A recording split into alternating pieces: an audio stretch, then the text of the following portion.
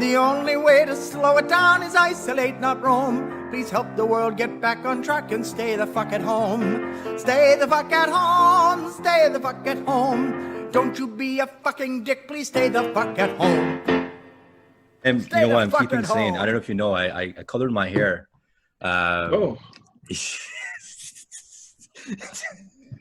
Hey, you know what? Everybody right? needs a little Kanye nowadays, right? Right. I mean, I was kind of like in a situation where I'm like, you know, I'm in quarantine right now. I'm not going back to work anytime soon. So yeah, why not, right? So yeah. But yeah, man. So we're just gonna get started right away. Yeah, sure. Yeah. How's it going, buddy? Today, you know, we have a very special guest with us today, Mr. Mike Don't. What's going on, buddy? Not much. I'm good. How you doing? Good. So Mike is I would consider Mike like, you know, definitely a neighborhood DJ, but he's one of the more homegrown local DJs. It's funny because when I reached out to you, Mike, I was going through my text messages, and the last conversation we had was me usually asking you, Mike, where are you spinning tonight? And I so I know the context of our conversation now is different, but I wanted to kind of catch up with you, man, and see what you're up to, how things are. How's life? Okay. How you've been keeping sane, and how you've been keeping positive, right? So, can't complain really. Honestly, life's good. You know, we're all kind of going through this at the same time together, so everyone's kind of dealing with this in their own ways. You know, my main thing I've been doing is trying to keep up conversations with people. You know, just making sure you don't lose contact, and kind of, you know, in terms of mental health, you know, you kind of just sit in this bubble where, you know, you're not talking with people. You kind of shelter yourself. So, you know, just reaching out to people, seeing how everyone's doing. Talking with other DJs, talking with people who follow and listen to my music, and just talking, you know, just kind of everyday friends, like, hey, how are you doing? How you coping with things? So right. I mean, I definitely agree with you. I think communication and keeping in touch with people is huge, right? You know, especially I can imagine, like, you know, generally speaking, we're so used to going out in Toronto, Friday nights, Saturday nights, and you being a DJ, Mike, I can imagine like your perspective when you're behind the turntables and you're seeing, you know, everything happening. You know, if you were to know this was going to happen back then, there's no way like social distancing rules being applied to like the hospitality industry now. It's crazy, right? Oh yeah.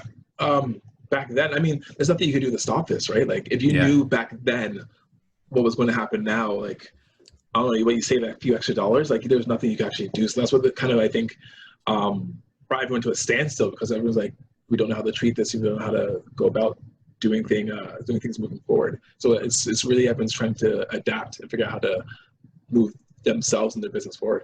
Right, absolutely. Well, before we get into that, like, I guess my question to you is, what's your opinion of this whole COVID-19? How did you wrap your head around this? Like, what have you do you have any thoughts behind where we are today and how this all kind of took place?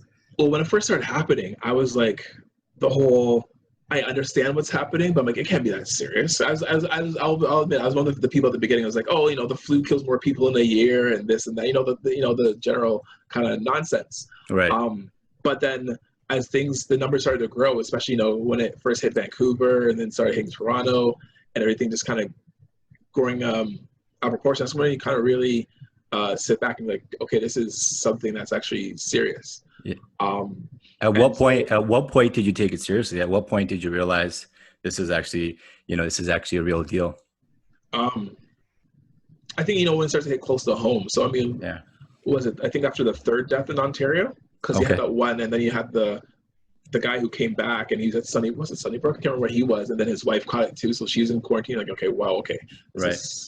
Even though nobody knows what's, you know, how it's going around, so it's kind of like, okay, you start to get a little worried and take precautions, and then stock up on toilet paper. Yeah, I know. Especially toilet paper. You would think that it's the end of the world, let's say, and I don't even know how that came about, the idea of getting toilet paper, but it drives people a little crazy, to be honest, situations like this, because as a humanity, we're not really prepared. We were never really prepared for anything at this extent. I think for me, it hit me when the NBA got canceled. That's when I'm like, wait, an entire season like gone, suspended just like that. Yeah. And then it was just a domino effect, one thing after the other. So Mike, I know, you being a DJ, and usually, besides work on the weekends, Fridays, Saturdays, even Thursday nights, you're in the scene spinning, whether it's Mahjong Bar, Oretta, Standard Bar, or our favorite Club 202. You know, let's talk about that a little bit, because I feel like out of all the industries, the hospitality industry is probably going to be hit the most. I know it's hit the most right now, but even the aftermath, right? Like I can't even imagine. Remember back in the days when guys like me would line up at a club to get in, but like going forward, a club is probably where you don't want to be when it comes to COVID-19, right? And I agree. So it's definitely, I think, going to take a good while for things to come back to normal. Right. Even when things like, say, for example, Oretta. So I do Thursdays there for dinner music. I can imagine Oretta is only going to open half capacity at max. Right. So, you know, every other table, you know, for spacing, for social distancing. So then you know, people who are laid off before the government started rolling out the CERB, I can only imagine half of them are going to be able to come back. Yeah. And then even having said that, for me, as I was just there as a DJ, so I was just optional at that point. So I'm definitely not coming back for who knows for how long, until they ramp up and get business really going again. So Oretta's a restaurant on King Street, for the people that are not from Toronto and are tuning in from outside of the country. And Oretta, typically it's a restaurant, right? Is it, or it turns into a lounge at night, or? No, it's full restaurant. But they just kind of want to, you know, bring in a little bit of different atmosphere, you know, with live DJ playing. So right. And you know, and I don't usually go anything too crazy. They don't want to turn to, like, you know, a place where it's like a restaurant by day and then turns to a club by night. It's just kind of, you know, give people a little bit more energy, but nothing like, we're dropping, you know, the latest Drake track. Oh, you know, you could play Drake. We're not dropping the latest 50 Cent track. So you know, this bang going hard, you know, while people, like, you know, trying to eat. Can you imagine dropping like Lil TJ at the middle of like 9 p.m.? Imagine, right? So, so like I know, like, so clubs in general, you're right, occupancy and capacity is going to be cut in half. So, you know, your typical club that's 400 people are probably going to let in half of that. South Korea, actually, I had a guest before a couple of weeks ago. She was telling me in South Korea, they reopened some clubs. And some of the protocols they've taken is, like you mentioned, cutting capacity in half. Face masks are mandatory. And that's interesting. So you have to wear a face mask going in. And then apparently something to do with biometrics. So like some sort of indication that you've been tested negative. Right. Interesting. So that's what they've been doing in South Korea. But on that note, like I know that a lot of DJs now have taken on the virtual world. You know, I know we've seen fitness instructors and whatnot, but the DJ world has kind of taken that on a lot. What are your thoughts on that? Like in terms of going virtual? Well, so I find it interesting because I was interested in it before anyway. So myself and a buddy of mine, we were talking about, you know, streaming video games, and I was thinking about, you know, getting more into DJing online as well. So as you know, I already had started to get the equipment ready and everything. So when all this shut down, people didn't know what to do.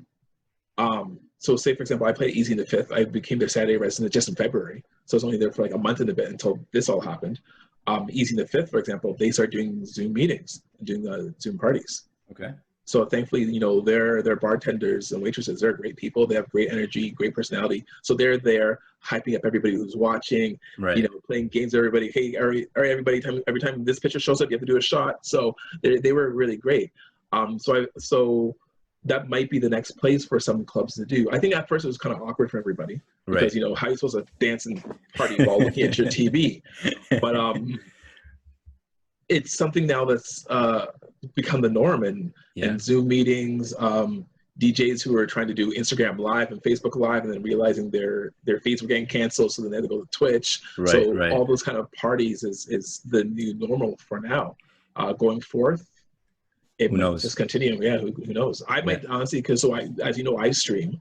I still might continue it anyway, just because it's something fun to do. And so say, for example, quick plug, I do the 202 sessions on my Twitch channel, twitch.tv/MikeDoNot. And the 202 sessions is good because, as you know, like we've met at 202. Right. And 202 shut down last year, July. It's going to be a year coming up. Yeah. So everyone kind of misses those vibes and this, you know, hanging out with each other. So now when I do the 202 sessions, of course, the majority of people who are listening are people who've been to 202. So they're tuning in, they're chatting in the chat, they're kind of remembering the days. They're like, oh, I remember when you used to play this track all the time, and oh, can you put this request on? And it would be stuff that you used to always play.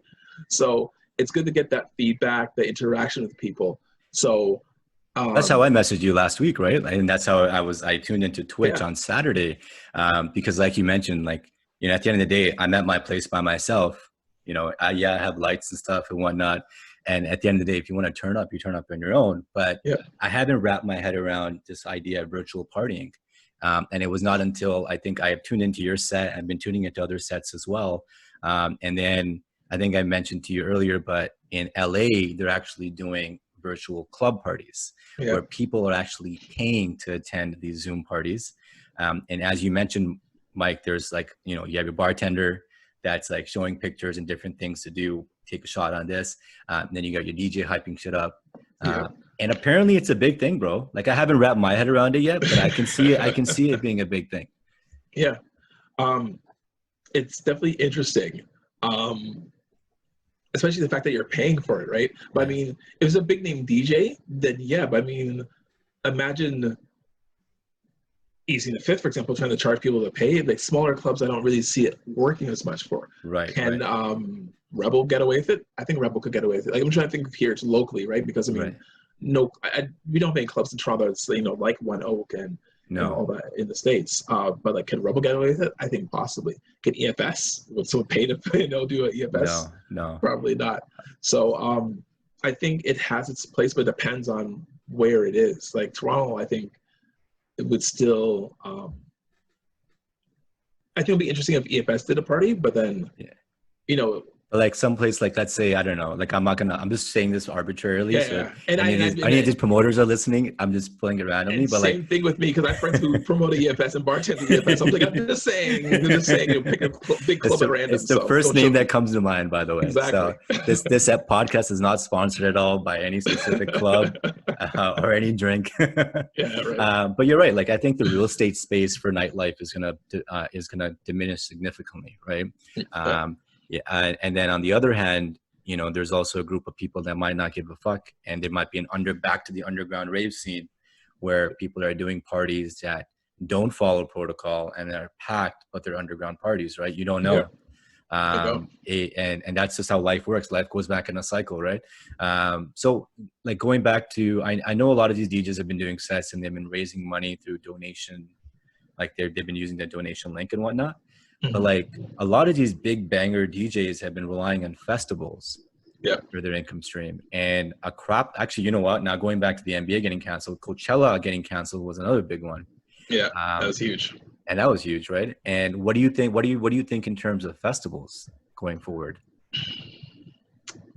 Like, it's almost the same thing. Like you almost have to do it virtually, but then at that point, it's kind of tough to say, hey, I'm doing Coachella, from 12 to 12, and there's how many people attending, and you're charging, money for that. It's a tough thing, especially now when you have things like last night on Fortnite, you had Dylan Francis, Stevie Aoki, and there's a third DJ. It wasn't Diplo. They were doing concerts in Fortnite.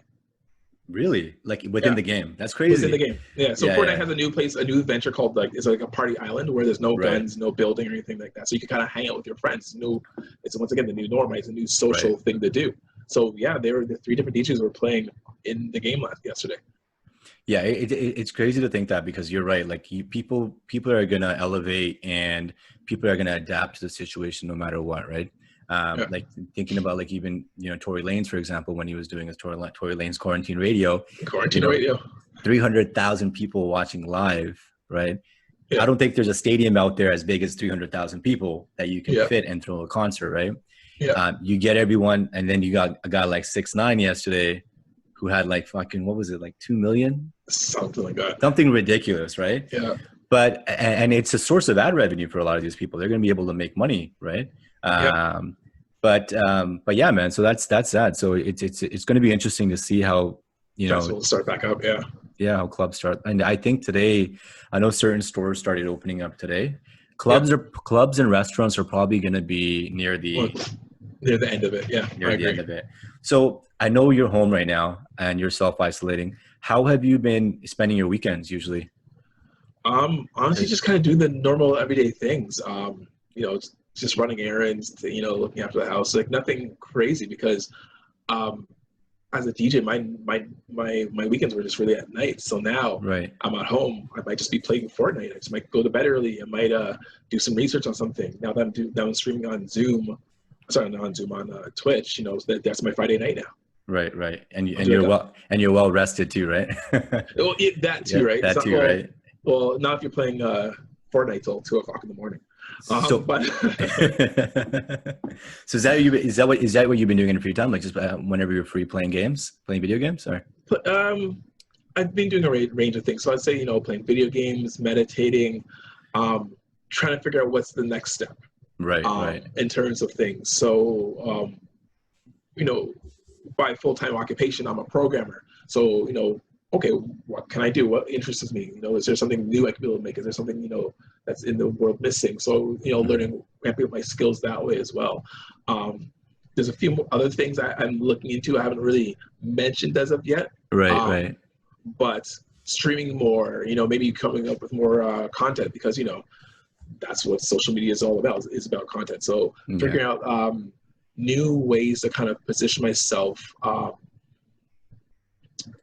as a DJ in the social media realm. Right. I think and that's the thing, like you mentioned that you were already, prior to this, looking into being online when it comes to DJing.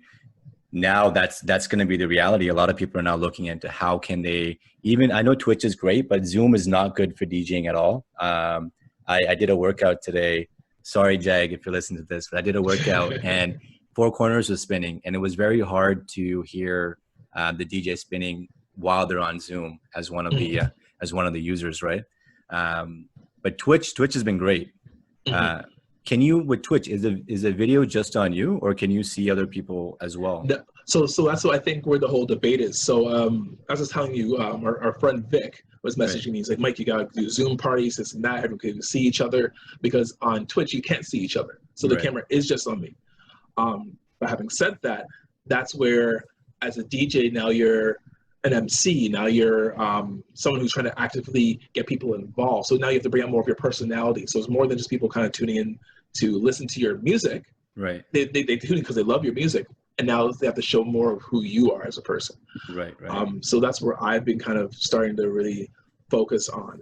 So Zoom is definitely great because you see everybody else. You get more interactive that way.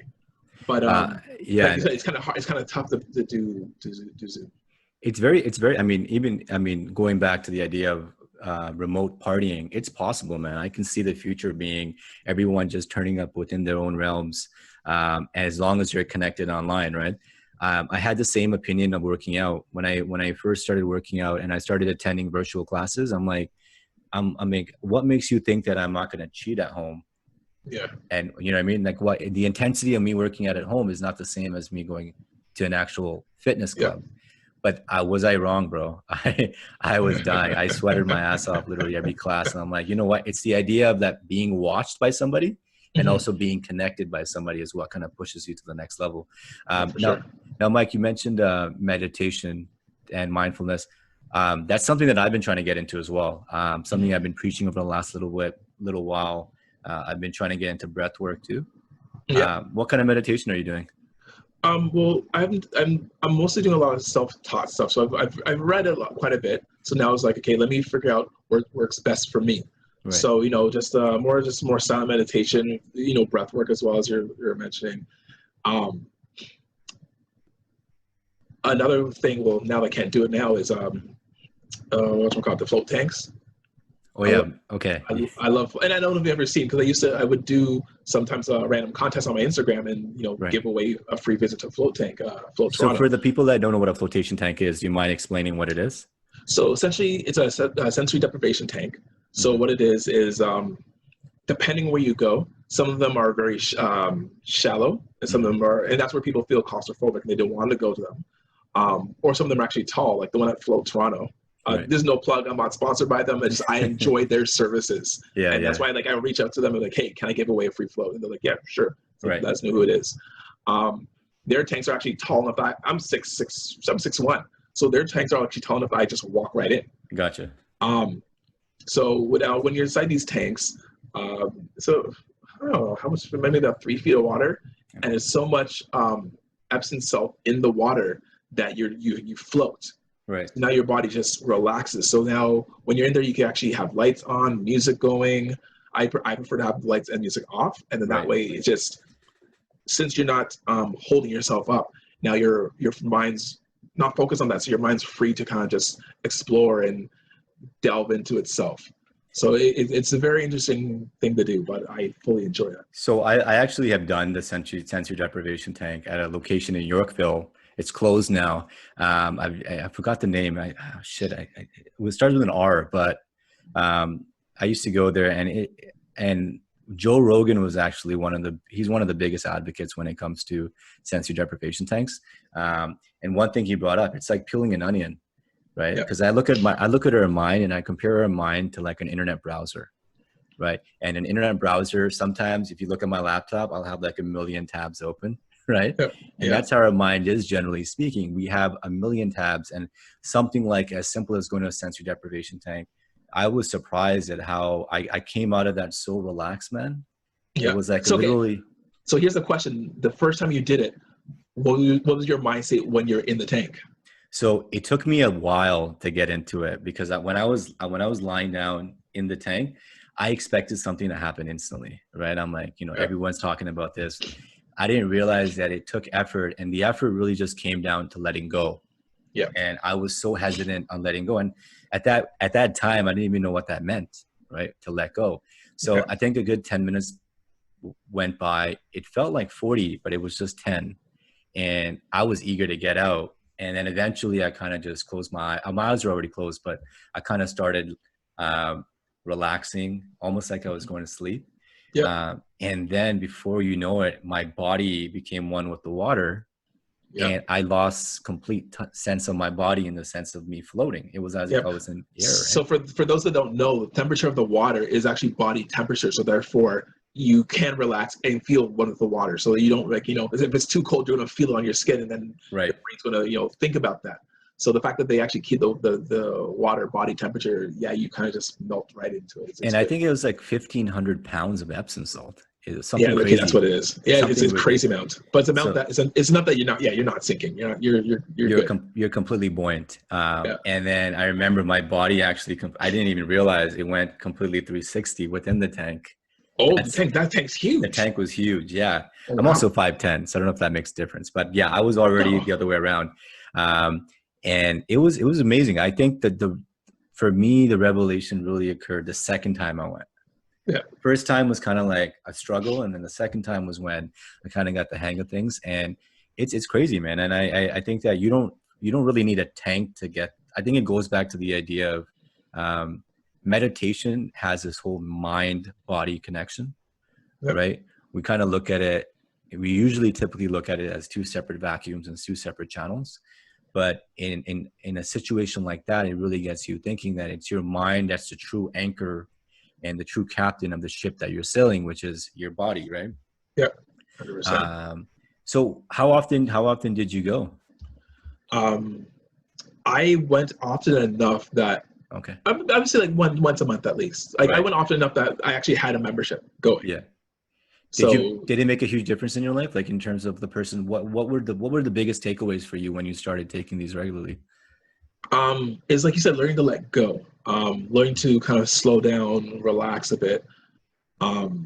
Because sometimes in life you just have so many things on the go. You don't take a moment kind of for yourself just to kind of relax. Right. So as you mentioned, like I used to really talk a lot on my Instagram about mental health and whatnot, and I was kind of personally going through something at the time. Mm-hmm. And I was already floating, but floating kind of really helped me through that, because it really kind of, when you really have a lot of anxiety and everything, people always say you have to push through and this and that, but you sometimes you really just can't. And you need to either time to get over it, or if you at least start practicing meditation, it helps heal it a little bit quicker, I find.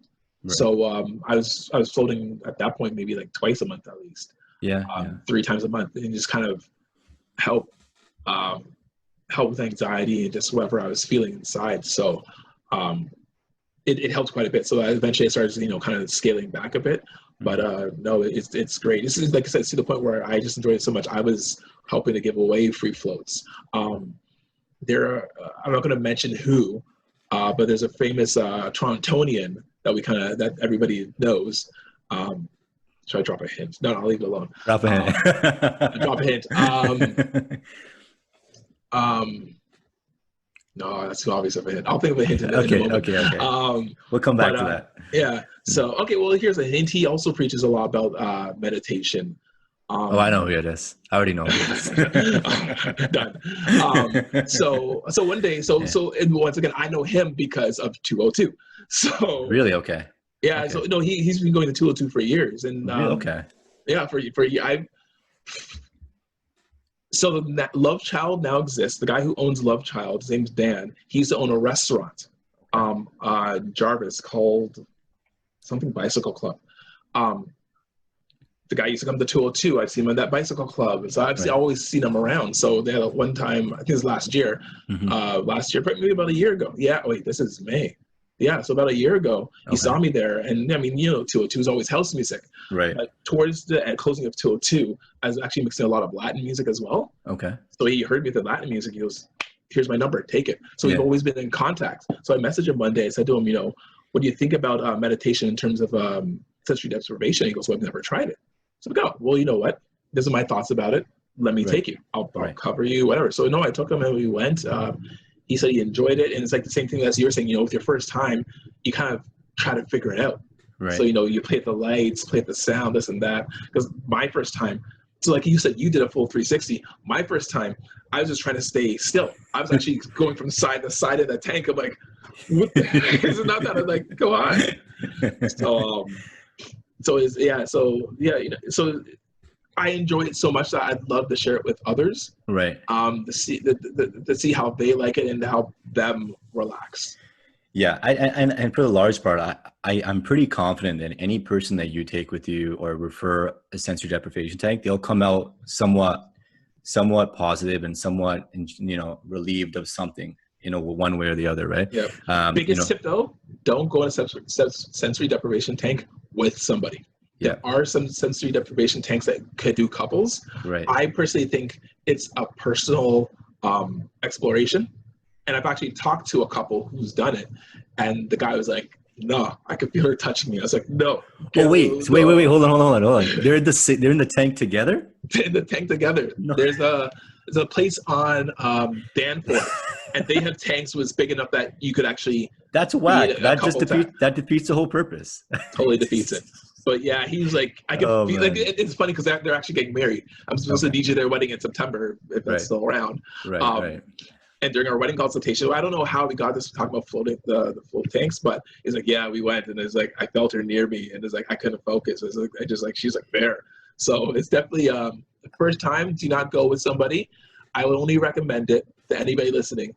Is if you are so good at meditation that you're able to sit on a train or on transit and block people out and able to meditate. Yeah. That's the kind of state and level you have to be at in order to do it with somebody else there. Right. And that doesn't include with headphones, of course. No headphones. Yeah.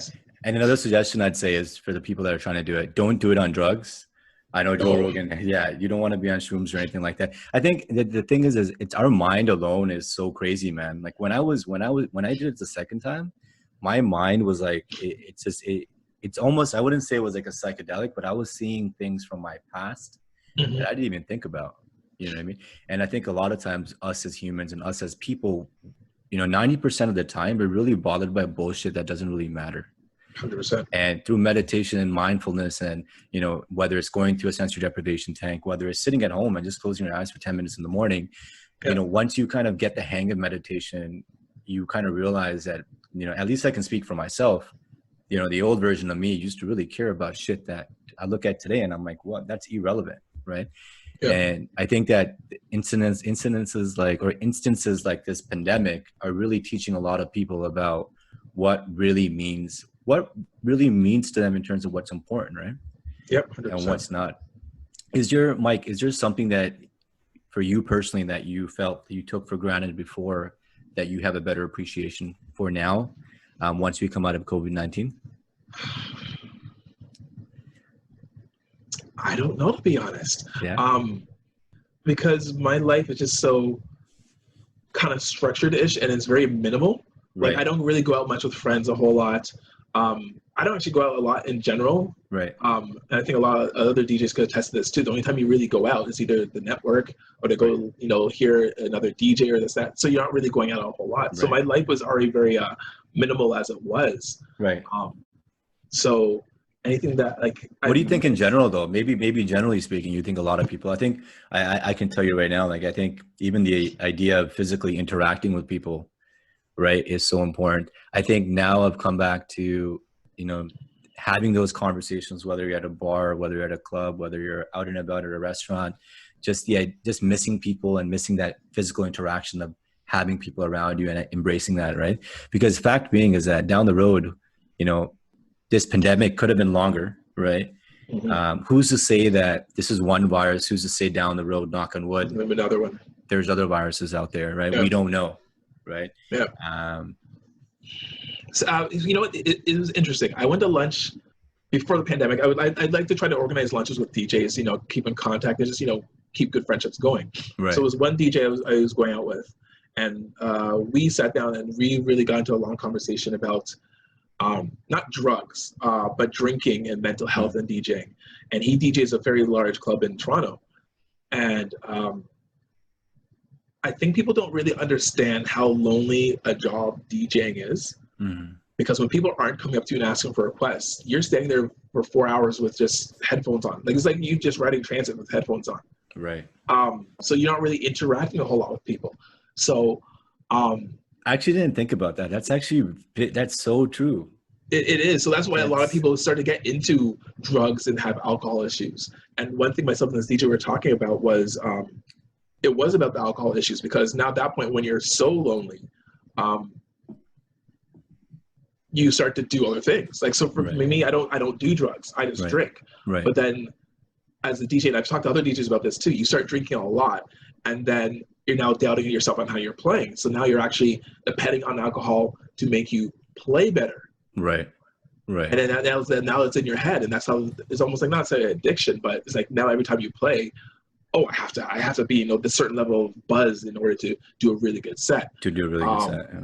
And I know DJ Sir from Scratch has also talked about this as well. Right. And he became a big mental health advocate for it. And it's something I felt at one point as well in my career. So for me, it was something that I also realized, okay, I'm drinking too much. But then it's hard because you're so used to it. So it's something I had actually cut back on. I'm going to still drink while DJing. But what did you do? I mean, what did you do in terms of what steps did you take to cut down and realize, okay, I'm drinking a little bit too much. I need to stop, right? Because I feel like for a lot of people, even outside of DJing, to socialize sometimes, people have this dependency on liquor. I need to get hammered. I need to get trashed. They sometimes don't know when to stop because they've been so used to now going out and getting shit-faced and getting hammered. And if they're not at that level, they get anxious and there's a sense of anxiety, right? So in your situation, Mike, what did you do to turn things around? You kind of have to really, it's first self-realization and admitting what the problem is, because some people they don't admit. And if they do, they're like, oh, well, I can't stop it because I still got to DJ, 3-4 times a weekend. But even though you got to do that, you got to really take the time for yourself and realizing what you are doing to yourself. Right. I wasn't doing anything bad to myself, thankfully, because I wasn't getting wasted. But you're getting that really good buzz. It's like, no, this is not good, because who's to say I can't do this not drinking? So then you start drinking. I didn't cut cold turkey. Right. But say I had, and here's what the joke. Here's the joke thing. Because you're so used to drinking, it's almost like you build a tolerance. Right. Especially 202. Yeah. Because 202, I'll get myself, a triple vodka water. And then here comes, 8 people with rum and Coke. So and I've learned if you just tell somebody no, they get very offended. Right. So you got to choose who and when you're saying no to. So sometimes I don't know, I haven't spoken up with other DJs about this. When you're drinking, or for me specifically, you don't feel the alcohol. Because I'm so focused on the crowd and making, that person's having fun. That person, you know what? I know that good person's, but I'm so focused on the job that alcohol's not really affecting me. You're also very composed, man. I've seen you so many times in the scene, and I would have never thought, actually, for some reason, thought you never drank, period. That was Yeah. my understanding. So It's kudos to you, bro. It's because I'm so focused on it. I'm so focused on the goal of making people have a good time and enjoy themselves. Right. But then, at 2:02, after I'd be done, I'd go home, jump in the shower. I'm like, wow. Right. Why is everything spinning? I So- need to go to bed right now. So what it was you know what? So that's actually the very first good point was cutting back on the rum and cokes and switching to the vodka waters. Okay. So therefore, less headaches, in the morning. At least you're keeping hydrated. Less calories. And at least you're keeping hydrated.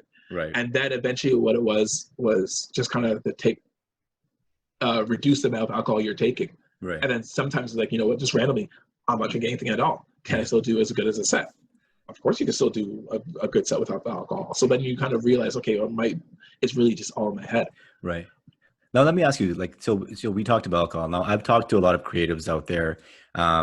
I started smoking weed a little bit more now in quarantine than I used to. I wasn't really a big fan of weed, but I realized now it's kind of expanded my thought process or my thinking in terms of being more creative, thinking about things that I would normally not think about because my life used to be so structured before between the paradigms of a 9 to 5 that outside of that, all I really knew what to do was to socialize, go out and, take things easy. Right.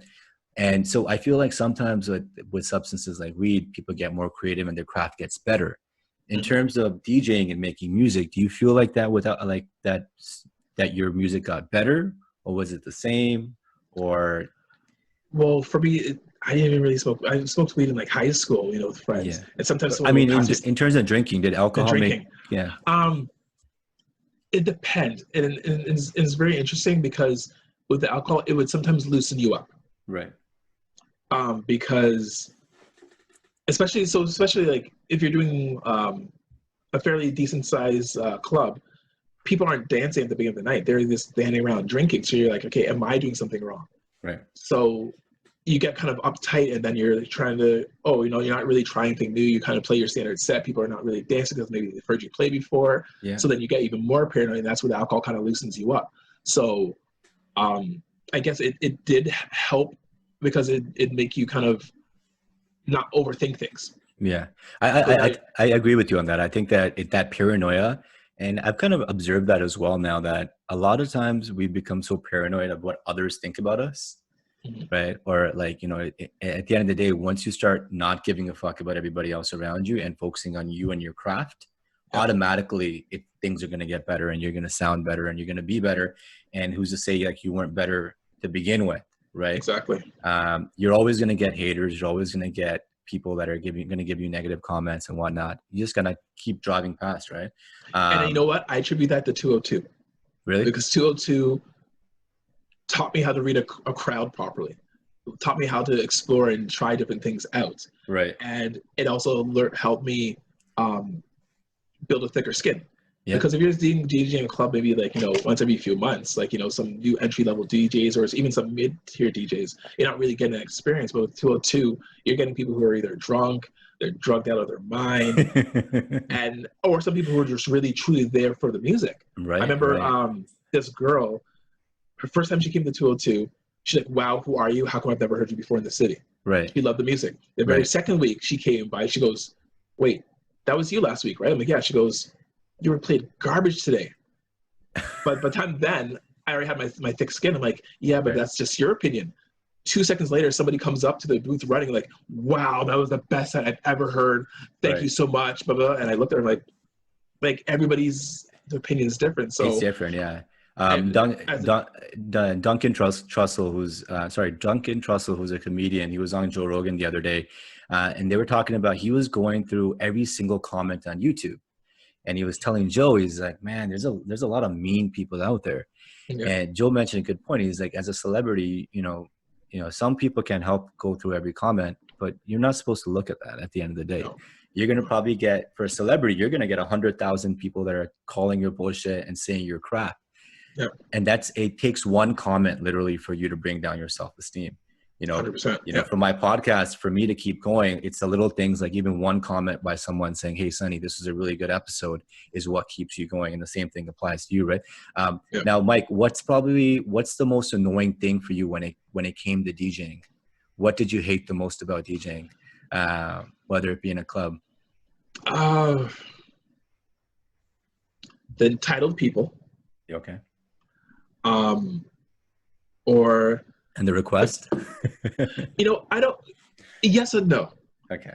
I say no because sometimes you'll have people who make requests that are fitting to what you're playing. Right. So you're like, that's a bomb request. I'm doing it right now. That's amazing. But at the same time, you have someone like, I could be doing a hip hop set, and all of a sudden, hey guys, here's some Armin, some Armin. I'm like, what did I play in the past 3 hours? Yeah. Made you think I'm going to play Armin here? And she was probably chewing her gums at the same time, not realizing what you're playing. Period. Imagine, right? Now, speaking of music, what do you enjoy spinning the most? If you had no crowd and it's just you and you want to DJ at home right now, what kind of music do you like playing, Mike? DJ Chucky many years ago had this great saying, hip hop is in my blood, but house is in my soul. Is that what he said? I think that's what he said. Wow. I find that interesting because, don't get me wrong, I love my hip hop. I play it all the time. Right. And that's what I've been playing a lot of recently as well. I haven't been doing as many house gigs. But now, having said that, I mean, your question was if I was by myself. I'm kind of adjusting this for like when I'm out. Okay. And it's only because you can play new hip hop. Like I could play the Drake song that just dropped last night. Right. And if people don't know the song you're playing, they're not going to dance. True. But house, you can get so experimental. I could play like a 3-hour set of music nobody's ever heard, but they're still there and they still connected with it. So just for that kind of experimentation and whatnot, for me to spin, it's house. Right. Now for me to listen to, like if I just put my headphones on, put on Spotify, a lot of alternative R&B. Yeah, like I have one favorite artist. My Spotify blew up this year because when they do that kind of recap of your best your favorite artist, you listen to the songs you listen to a lot. Yeah. This singer name's Umi out of California. My Spotify everything was I played her EPs, I listened to all her songs. This and that. She was actually supposed to come to Toronto, but had to cancel due to COVID-19. It was her first headlining tour. But what is she? I think she's half Japanese, half black. I gotta check her out. I'll check her out tonight. Umi, okay. Yeah, UMI, right? Umi. Yeah, UMI. So her Instagram is who is Umi. She actually just released a new EP. Like I'm such a huge fan. So I usually listen to her. So when I was going through my own personal issues, I was listening to her. I was listening to Snow Allegra, Pink Sweats. And this is before Snow became Pink Sweats is great. Snow. Pink I love Pink Sweats. Pink Sweats is awesome. And like I said, this is before even Snow became as big as she is now. Even though she's not even huge, but she's known. Right. So yeah, I was listening to her. Who else was listening to? There's a few artists I was kind of listening to, and that's the one I listen to a lot in my car. I'm going to say, first of all, that's that quote that you said about hip hop being in your blood, but house in your soul. That's kind of like, I love that because it's like, right now, hip hop is my life. I've been listening to a lot of hip hop. I've been listening to a lot of alternative R&B, like soul music, kind of like rap, jazz a little bit, yep. Chill rap, right? But like when it comes to going out, I love to dance to house, but yep. I didn't realize you're right. If you were to play a hip hop track that just came out and I didn't hear it, I wouldn't be going like crazy, right? Unless you drop a song that I did hear, then I'll go crazy. But with house music, you can get away with it. You can drop, whatever track you want, and I'll still be losing my mind if it's a good track, right?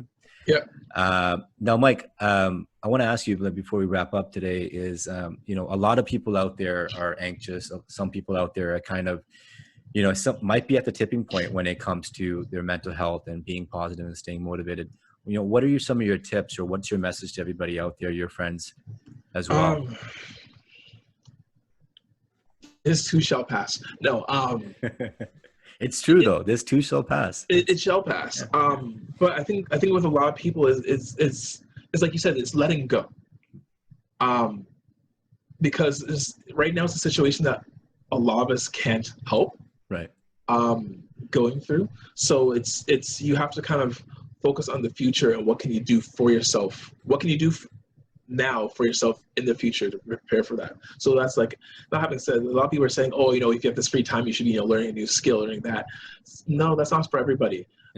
For some people, it's just discovering who they are. For some people, it's just this, pick up a good book and just kind of relax and kind of reflect on what you did and what you were doing, and is it something you want to do, continue doing? Is it something you enjoy? Because some people could have been doing jobs they just weren't enjoying. Now that it's time to kind of rediscover themselves. So it's kind of take the time for yourself, realign with who you are, your inner being, and kind of take it from there. Just see what you like, see what you don't like. Don't force anything right now, because even if you force something, there's not a whole lot you can do about it anyway. Yeah. So just kind of relax. Well said. Yeah, I think you're absolutely right. Don't force it. Just because people on your social media are saying, be positive, work out every day, do this, do that. If you want to just sit around and reset, that's fine. Because before, our life was so go, go, go, go, go. Yeah. You know, it's a good time for you right now to kind of, you know, take things slow and kind of pause everything while you can, right? Yep, 100. And then meditation, definitely, I'm a big advocate of that as well. I think it's really important for everybody to kind of take a step back and also kind of do a little bit of an assessment in terms of their own life, where they are mentally, right? Yep, 100. Oh, for sure. But last but not least, Mike, I want to ask you, it's Coachella right now, and you could pick your top 3 artists. Who would you want to see headline? Oh, headline Coachella. Damn. And you're front row, buddy. You're front row. Damn. You know, I've seen Kanye at Coachella already. I'd love to see Kanye again. I think he would just go nuts. I think he just lose. He's mental. Yeah. I've seen Kanye so many times over the years, just through his progression, and I think now it'd be next level. Who brings a choir with them everywhere they go, right? Right. Kanye would be one. Who would be another? And Kanye's been pretty quiet. I would expect Kanye to kind of be vocal on social media during these times, but he's kind of MIA right now. I haven't really seen anything from him. Yeah. Oh, what's what I want to see? I'm trying to think of like someone. Oh, he can headline Coachella though. He could do a side place. Truncate. I love my banging like hard techno. Yeah. I missed him last time he was here in Toronto. Sorry, I didn't catch you. Truncate. Oh, okay, Truncate. Yeah, because I love my banging hard techno. And I missed him last time he was here in Toronto. So I'd love to see him. I know he couldn't headline, but definitely have a side stage. Right. Kanye, Truncate. Who's a third artist? That's a tough one. Because I'm just, like I said, I'm Kendrick? So much into my. All right. You know what? Yes. Yeah. Kendrick. Yes. Yeah. Yes. Kendrick. Kendrick's on my list too. Kendrick would definitely be somebody. Kendrick, Outkast, and Frank Ocean probably for me would be the 3. Kind of a little bit of everything, right? Yeah, no, definitely. You know what? Now that you said it, definitely Kendrick. I'm a fan. And it's the visuals that go with it, the words when you really sit there and focus and listen to it. He just well, that's what my Saturday night is literally going to consist of 2 things. I'm going to tune into your Twitch set. First of all, from last night. It's kind of, and then I'm going to be also listening to music, man, and just chilling out. And then my one last question, Mike, before we wrap up today. I didn't realize we've been talking for almost an hour. We knew this was going to happen. I told you it was going to happen. You could easily do this. What's the one thing, Mike, that you're looking forward to the most? Actually, I have 2 questions. Okay. Before I ask this question, your name, Mike Don't. How did you come about Mike Don't? What is Mike Don't? Okay. So Mike Don't has been my 3rd DJ name change in the past. When I started DJing officially, I would say officially 2008, I started kind of DJing or whatnot. But Mike Don't was because I want to get more into production, and my last name DJ Kidtronic, I just found was very Bloghouse 2008, 2009. Right. So it wasn't really encompassing of who I am as a person. So Mike Don't was, I don't know if it's outside of being a DJ, but as a person, I like to read people. I like to understand who they are as a person. Okay. So, I like to also push buttons.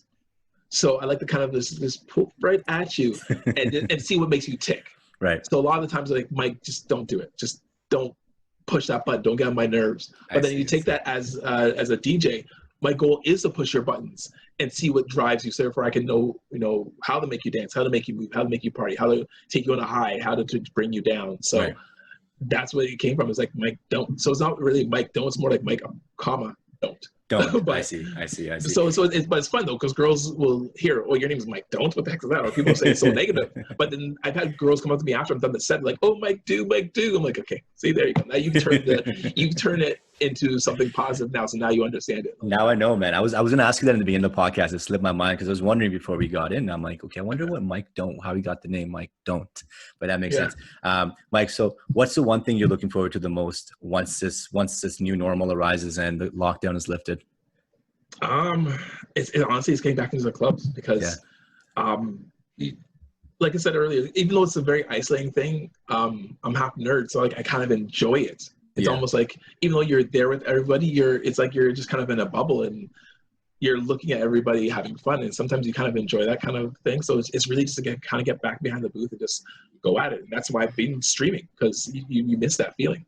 It's going to be, we're definitely going to touch base again, and I'm going to get you to come in the studio once this all lifts up, because it'd be cool to get your perspective on DJing now in the post-COVID era and seeing how the club audience has shifted and changed compared to prior to that. But anyways, Mike, thanks again for coming today. Any shout outs that you'd like to give? Shout outs.